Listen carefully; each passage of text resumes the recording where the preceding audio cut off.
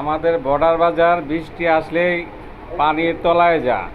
এখন সাধারণ জনগণের জন্য তাদের মন্তব্য কি কি করিলে পানি জমবে না, এই সাধারণ জনগণের কথা শুনেন, বলেন ভাই। আসলে ভাই কি কম দুঃখের কথা, করার মতো তো কোনো অবস্থা নাই। আমাদের এই জায়গাটা হইলো, এক হইলো নিচা, আর দ্বিতীয় হইলো নিচে যে ড্রেনগুলো আছে, এইগুলো যদি সঠিকভাবে একটু পরিষ্কার করা হইতো, জায়গা বে জায়গায় যে ময়লা আবর্জনাগুলো আছে এগুলো যদি সঠিকভাবে পরিচালনা করা হইতো, পরিষ্কার করা হইতো, তাহলে এই জলাবদ্ধতা বাঁচত না। তা আমাদের দাবি, এলাকার যারা গণ্যমান্য যারা আছে, যারা সরকারি কর্মকর্তা দায়িত্বগতভাবে আছে, আমরা তাদের কাছে একটু মানে আহ্বান জানাই, তারা আমাদের এই বর্ডার বাজার এই জায়গাগুলো দেখবে।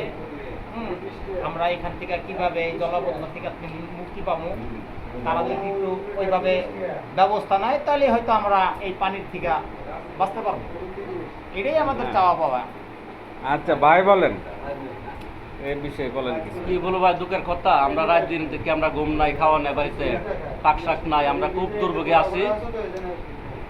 আমাদের মতন সেবা করতে চান, এরা কি করতে পারেন? খুব কষ্টে আছে আমরা। আচ্ছা, তো এ ভাই বলেন, এই যে আমাদের এলাকার দোকানদার ভাই কিছু বলেন, এই যে আপনার ব্যবসা বাণিজ্যের কি ক্ষতি হইতাছে বৃষ্টির কারণে, পানি জমার কারণে? হ্যাঁ বলেন। দেখেন কি অবস্থা, দোকানে পানি ঢুকে গেছে। আর কি কম? আচ্ছা দেখেন এই যে এলাকার অবস্থা দেখেন, যে প্রত্যেকটা বাড়ি ঘর দোকানপাট তলায় গেছে। এই যে এলাকার পরিস্থিতি আজকাল 2-3 দিন যাবৎ এই অবস্থা।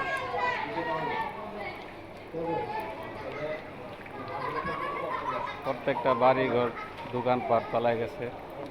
দেখেন গাড়ি নাই, কিছু নাই, মানুষ বাজার ঘাটে যাইতে পারতেছে না। এই যে দোকানের অবস্থা। সবাই ভিডিওটা লাইক শেয়ার করে দিবেন। সরকারি প্রশাসনের কাছে চলে যা, সরকারি লোকের কাছে চলে যা, তারা যেন একটা ব্যবস্থা নিতে পারে। ধন্যবাদ সবাইকে।